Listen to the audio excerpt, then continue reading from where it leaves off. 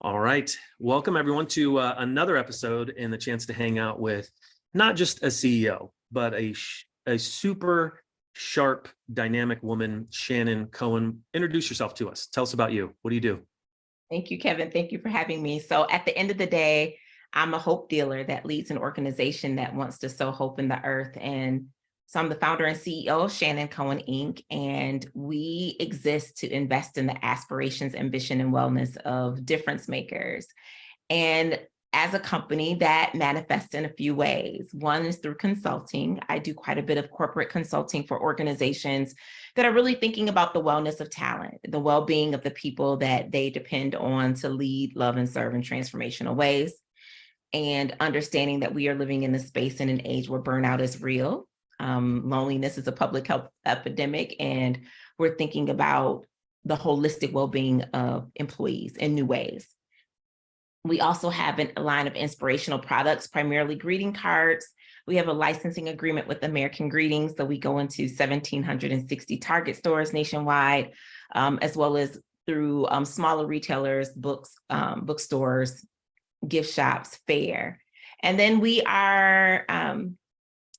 lead a Rockstar Woman movement, which is a multiracial, multi-ethnic, multi-generational, now global movement for women that are high achievers, high performers. And I'm really excited about the evolution of that movement as well.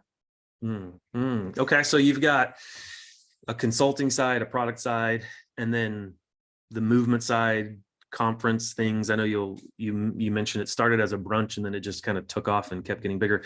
Tell us a little bit more about you personally. Like, where do you live? What do we need to know Shannon? Great question. So I live in West Michigan. My husband and I, we're about to celebrate 14 years of I Do.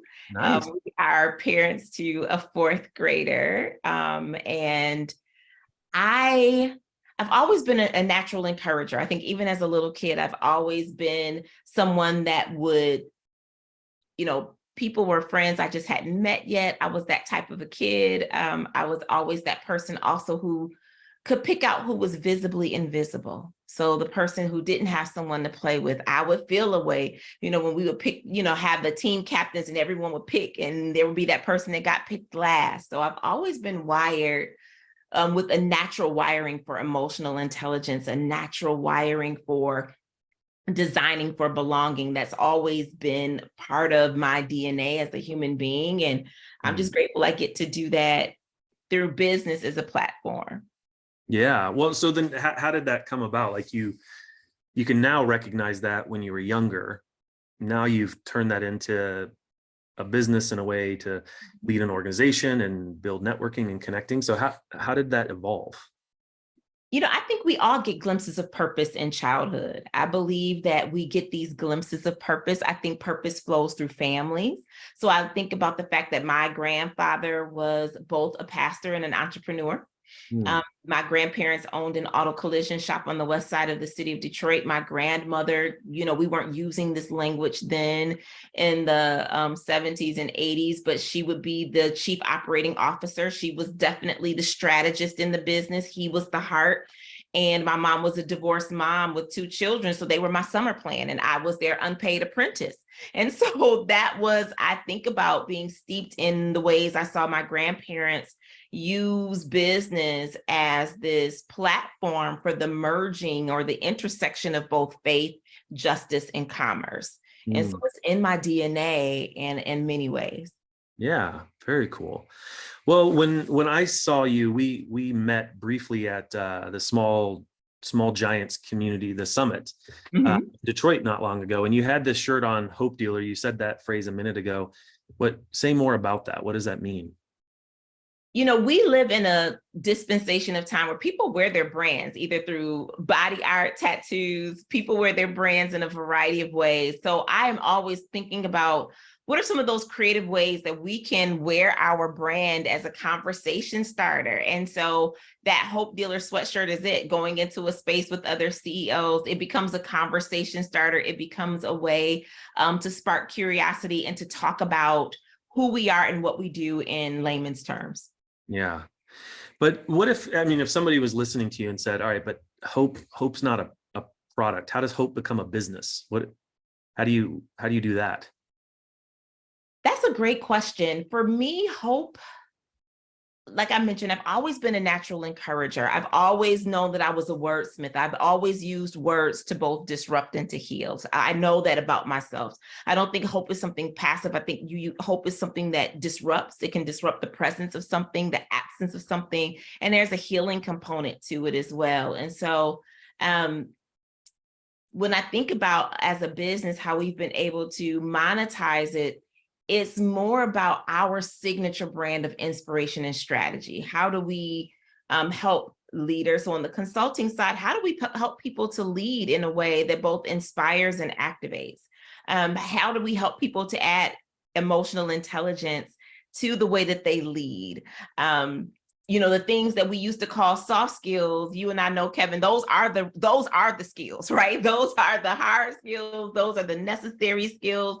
Those are the indispensable skills, And so I think part of that is for many folks that we're encountering when they've gone through traditional education spaces, traditional higher education spaces, we were taught transactional elements connected to our industry or, field of study, but we weren't taught people care. We were not taught people care. And now more than ever, when we look at all of the articles in Harvard Business Review or Forbes, we're finding that the differentiator between good and great leaders is how they can connect with people.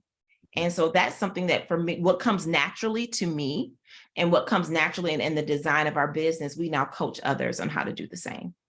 Yeah. Well, so one, that's awesome. And two, I guess I'm thinking about the Rockstar Woman movement in particular, which you said kind of started as a brunch and has turned into something bigger and global even. But when I've heard you talk about it, you talk about like rethinking networking. Say more about that. What's been the value in that? What was it that was driving you to rethink networking? What I found in my own leadership journey is that purpose doesn't just emerge from what we're passionate about. Purpose also emerges from discontent. There are so many businesses that started because someone was frustrated by some reality and they sought to change it. And so that was my story. I was, as a founder, CEO, we're always we understand relational capital matters. Relationship capital is absolutely currency. We are always looking for mind trust spaces. We're looking for ways in which to connect with like-minded individuals. So I would go to networking events, chamber events, mind trust events. And when I would walk into the room, I would find without fail that I would either be the only woman, only person of color in the room. And I often wondered why. Why is it this way? When I would go to events that were built for women, all of the suppliers that they use, from photographers to caterers, they will all be male-owned and predominantly white male-owned entities. And I'm like, why is that? That seems like a missed opportunity. If this is for women-owned businesses, this seems like you would want your target audience reflected in your supply chain. Why is this? And then the swag was unbelievably boring. It wasn't, I would literally take swag and put them in my son's toy box. And I'll never forget the day he wisened up and put it back on my bed. And I realized, okay, neither of us like this. And so out of that discontent, I started to imagine, like, this isn't what the world looks like. We're seeing all of these studies that talk about the economics of diversity, that it's important to have heterogeneous spaces, and yet there were still these very visibly racially homogenous spaces, and no one was asking questions. And so I said, well, and rather than lament what you see, build what you dream. What would you imagine? And I wanted to build a space where people would feel a sense of belonging, psychological safety, that I believe the healthy spaces have both mirrors and windows. We all need spaces where we see ourselves, but we need windows into other experiences, windows into other cultures, other ways of thinking and being. And I wanted dope swag. I wanted to leave with like Academy Awards or the Golden Globes, that front row where they're getting, what's trending, what's hot, what isn't even on the market yet. And so with all of that creativity in mind, that's what launched the Rockstar Woman movement in 2019. We sold out of our first venue. COVID happened. we rethought. That's when it went global. We started to see more people really questioning and thinking about their wellness, wanting to build relationship, because we were distanced, but people didn't want to be disconnected. And so building on disruption became a place for progression for us, and evolution for us, and elevation for us. That's awesome. Well, I want to mirror back to you. You said earlier that you don't think purpose just comes out of your passions, but through your family, your experiences, other things. And right now it's like, I just heard your preacher grandfather coming through. It was good. Do you actually say that phrase again? You said something about, instead of lamenting, building your dream. What did you say? One of the things we've been saying as a team is that we're going to build what we've dreamed and not what we've seen. Okay. Yeah. So instead of lamenting or just complaining or just being frustrated, which is valid, right? Like we all get frustrated and we see what lacks. It's a different thing than to step into trying to bring a solution to that and build a dream out of that. So talk a little bit about that journey. I imagine there's been some ups and downs. You just mentioned COVID, but there's all kinds of fear that comes when we humans dare to chase our dreams. So talk about that. Ooh, that's such a great question, Kevin. I was sharing with you before that there have been 4 E's that have been dominating this past year for me. And it's been explore, experiment, evaluate, and evolve. So last year's Rockstar Woman movement, there were only 2 years out of, this is year 5, that we've been able to gather in person in full. It was the first year that we started, and last year. So last year, as I stood on the stage, seeing this sea of 425 in person, more online, I just felt a nudge in my heart that said, you've outgrown this. And I remember thinking, well, then what are we supposed to evolve into? If we've outgrown this, then where is there and how do I get there? It felt like, as elusive as Sesame Street. As a kid, I was the one that wanted to physically go to Sesame Street and hug Big Bird. So I'm like, how do I get there? How do I go from here to there? I think a lot of CEOs, we wrestle with that. Like, okay, well, we honor what got us here, but we understand that what got us here won't get us there, that there may be a new set of skills, new set of a mindset shift. There may be new realities. And so we set out to explore. So one of the ways that happened is we started to convene the women that have come to Rockstar Woman brunches before. And we said, well, what do we do well? What do you love about this? Why do we keep drawing you? Why do we have this multiracial, multi-ethnic, multi-generational audience? What is it about us that is, because we were seeking to really make sure that we understood what is our competitive advantage in the marketplace? Why do people seek us and choose us? And from those explorations, we started to do some social experiments. We started to pilot. We started to experiment with ideas. And so we did that, and then we learned from them and invited our audience along the way. One of the things that I've learned in this season is that transparency, that people are willing to walk with you. We did a vision field trip together. We've done some trail hikes and had conversations. So we created these new ways to new ways to approach consumer insight, and to also reflect on our history. So that was that, explore, experiment, evaluate, and then we're evolving. So this year we're evolving into a year-round membership model that we'll pilot at this year's brunch experience. And in the process of this, we have doubled. So last year we had about 425 in person. This year we have 825 in person, not including who's online. So there's been this willingness to embrace the unknown, the murky middle of vision casting and vision building has resulted in explosive growth for us. But I think part of that also has resulted from being honest and creating honest feedback loops. So we're getting feedback, we're reporting back, this is what we're hearing from you. We're also talking and sharing our journey along the way. And that has been embracing that vulnerability and sharing it back. There's just been something magical about that whole process. What do you think that magic is? What is it? Just being vulnerable, which creates connection? That's a really good question. And there's a part of me that's like, I'm going to ask them. I'm going to ask our audience. Like, I believe in asking. Like, let me No, ask for that. sure. What would you guess? I would say my educated guess would be the audience that we serve, the women that we serve are high achievers, high performers. I often say about them, they know how to masterfully slay, even when they're not okay, even if they're exhausted. And so 88% of our audience either own businesses or aspire to.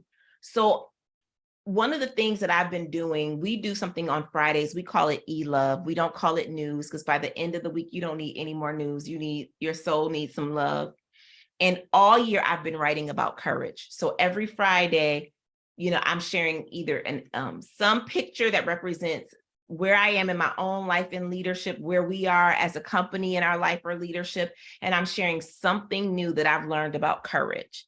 And it's been very interesting that I believe that mix of both inspiration and strategy, which is what we do really well, has been igniting courage in others or for people to unpack their own journeys of going from here to there. So I think there's been just something magical about people see themselves in our development and our evolution. It sparked fresh conversations for them in their own evolution. And I'm really excited about that. Yeah. So designing and creating that belonging, which has been kind of the genesis of a lot of this. Do you well, actually say more about courage for yourself? Like where do you need courage in your journey as a CEO?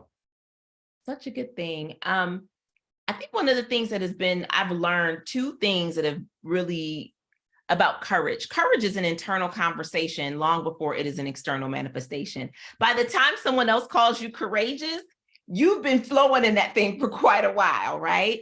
Courage is something that humans bestow to other humans as an afterthought. But courage is something that you activate from the internal conversations that you have within yourself. I have a mentor that often says courage is the feat of faith. And so I think about that. I also think one of the things I wrote to myself recently is that everything that scares you isn't to be avoided. Right. And so I think that is like a CEO, like everything that scares you shouldn't be avoided. There have been so much that has scared many CEOs in the past 3 to 4 years, right? We have been leading through fog, right? Leading in the midst of uncertainty and unknowns, unprecedented unknowns, because there are always unknowns, right? There's always fog, there's always uncertainty, but there's levels to this thing, right? And so for me in this journey of courage, it's taken many forms. I think the first was to say the courage to explore and to discover. Often as a small giants company, like you mentioned, when you think of companies that have a research and development arm or an experiential arm, they're much bigger. They're usually tech, Silicon Valley. We think of, big tech firms. We don't think of women-led organizations. Often I have felt like I don't get the same space to fail. And so to embrace a mindset that we will discover, that we will engage in social experiments, that took a lot of courage. That we will pilot and prototype and then learn took a lot of courage. But I think communicating that to our audience, that's where we were, that we're going to pilot, we're going to prototype, and we're going to learn. And we're going to use that learning to go boldly better. And that's been like that headspace. And I've recognized in my own life too, Kevin, that I think courage and headspace are connected. Our headspace is CEOs matter. I know this as an executive coach to CEOs, what happens in our headspace is inextricably connected to how we flow and how we show up as leaders, whether we, and you can't hide it. And so I've been really mindful of my headspace and intentionally ingesting things, positioning myself with other leaders in different mind trust communities to nourish my courage, because courage is a living thing. It either grows or it gets depleted. And I think even in recognizing that about myself, that's been critical. Yeah, it's interesting if you think of the connection between hope dealer, courage is an internal dialogue that I heard this recently. I thought this was, well, first, that language is how we do everything. It's how language is how we think. Language is how we communicate, obviously, and talk and cast vision. And I mean, it's everything. And then that a way to think about who we are as leaders in organizations is it's not that you're a leader of an executive team or you're the leader of a department or a leader of a company. You are the leader of a language community, and that community is formed by its language. And so how you speak shapes it positively, negatively, which comes back to like culture comes from you as the CEO. But when you think of it through a language perspective, it connects that hope piece, that encouraging piece, which is having courage to put courage in others, your own internal dialogue. I don't even have a question at this moment. I'm just like fascinated by the way all that fits together. That part of what you've built a business out of is helping shape a language community for people, for their own internal dialogue and headspace, and then for them to be connected with and networked with people who are like-minded, and to be encouraged and inspired, which is just cool. I guess maybe it's just I'm just recognizing like that's a very interesting business proposition to have and to chase. And yeah, courage is one of those things we talk about a ton in our work with organizations, because our critic, our imposter syndrome, it shows up in so many different ways. And, I don't think any of us should ever try to be, I don't know if you remember in the 90s when everyone was like, no fear, or people talking about fearless. It's like, no, that's not even humanly possible. To be fearless is to be willfully ignorant of all the fear and anxiety and uncomfortableness that we experience. But it takes courage. And I heard actually Brene Brown recently say this, that like psychological courage is just as important as psychological safety. You need safety, but that doesn't mean you won't be uncomfortable, back to your point, that we need to also just choose to have the courage in the moment to be who we are, to pursue the dreams that we have. So if you were talking to a CEO out there who they've been around the block a few times, their retirement's in a few years, they're maybe a little bored, though they love the mission of their organization, what would you say to them? Go on a vision field trip. I think that field trips are not just for children. I don't know where we thought that, or where that died, like after K through 12, you don't go on field trips anymore. That has been one of our secret sauce elements as a company, is that we go on field trips. There's a reason, if you go back, Kevin, to when you were in like 4th or 5th grade, or even 8th grade, 9th grade, there was a reason why the energy on field trip days was almost palatable, right? Because we love when, the yellow bus would pull up, and if you're in an American context, the yellow bus would pull up, or you had to have a sack lunch, there was just this tangible energy of excitement about immersive experiences. And learning that wasn't tied to a desk, a chair, those structured spaces of learning, but you had an opportunity to immerse in some type of experience that was whole person engagement. And it was amazing. And so I encourage every CEO that's tuned in today, every visionary, every big thinker, big dreamer, go on a vision field trip. That is something that I purposely do a few times a year. Who is the person that you maybe want to meet? Where's the space that you want to go? I believe the vision field trips are about geography and place. Sometimes we need to change our place. Like you mentioned being in Utah recently, and I can only imagine being immersed in such a beautiful space, how that maybe ignited fresh thinking, fresh perspective, even maybe new ways to recharge and respite. Maybe you were able to take some interesting walks with some beautiful mountainscapes that may not be what you see every day. So vision field trips, I love, whenever I do a vision field trip, I always look for a couple of things. I'm thinking about place, space. Sometimes for me, because where we live, we get snow. I love to do something that gets me out of gray and out of snow into sunshine. That's critical to just start thinking, right? Like we're humans, that's vitamin D, that's critical. I often will think about, I've taken up trail hiking. That's been very interesting to me because I'm in a place of pioneering something. I'm in a place of unfettered exploration. And so when I do trail hikes, it inspires me. I love seeing plants that grow out of rock. It reminds me I can grow even in dry places. I can thrive in any condition. So I love to take photos. I love taking photos of things that become visual symbolism for me.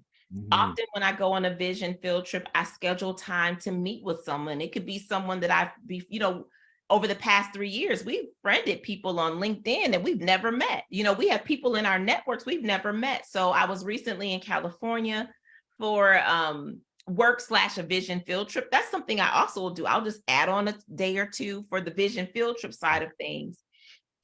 And I had an opportunity to meet with a dynamic woman that is a buyer in the gifts industry, has had her own product line. And we had such a fantastic time of getting to know each other because we've been in a relationship. We just had never met in person. So it was so great. So those are usually some elements that I incorporate into, like, read, see, hear, connect are usually like things that I'm looking for with myself, with others. What can I see that would ignite possibility in me? What might I do? All of those things. But I think every leader that's leading in this dispensation of time that wants to stay visible, valuable, and vocal, cutting edge in their craft, you have to schedule vision field trips. Absolutely. And take your team on. Take your team on a vision field trip for sure. I love it. Well, I also love how you speak rather poetically. I love alliteration. As a former pastor myself, it gets me all excited. But do you? Well, one of the things that's really palpable about you that I think makes you, you have a gift for creating belonging and being encouraging, but like you believe what you're saying, and you're living with the passion yourself, and that by itself inspires people.